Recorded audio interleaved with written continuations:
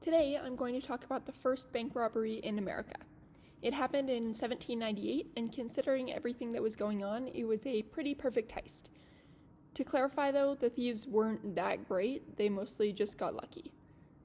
Until they didn't. Anyway, it happened at the Bank of Pennsylvania. The bank had just moved to Carpenter's Hall, so they needed new locks for everything. As one does when one needs new locks, they contacted a blacksmith, Pat Lyon.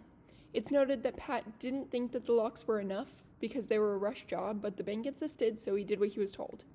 At one point, while he was making the locks, the carpenter in charge of overseeing the move brought in a random guy, and they wandered around and watched what Lyon was doing. It was kind of weird, but sometimes bosses like to check in on your work and whatever, so Lyon didn't think much of it. Unfortunately, at the same time, yellow fever was taking over everything. So after he finished the job, Pat Lyon and his apprentice sailed away to Delaware.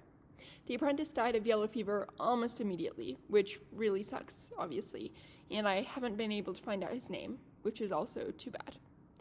So around the time Lyon and his apprentice left, there was a big robbery at the Bank of Pennsylvania. No sign of forced entry, obviously someone had a key. As soon as Lyon heard about it, he was like, whoa, it must have been the carpenter and that strange man with him. But he was in Delaware, and so it wasn't until an old acquaintance visited and told Lyon that he was the prime suspect that Lyon decided to return to Philadelphia to tell the police his suspicions. The police did not care. They decided that Lyon had done it, and so they didn't look for anyone else.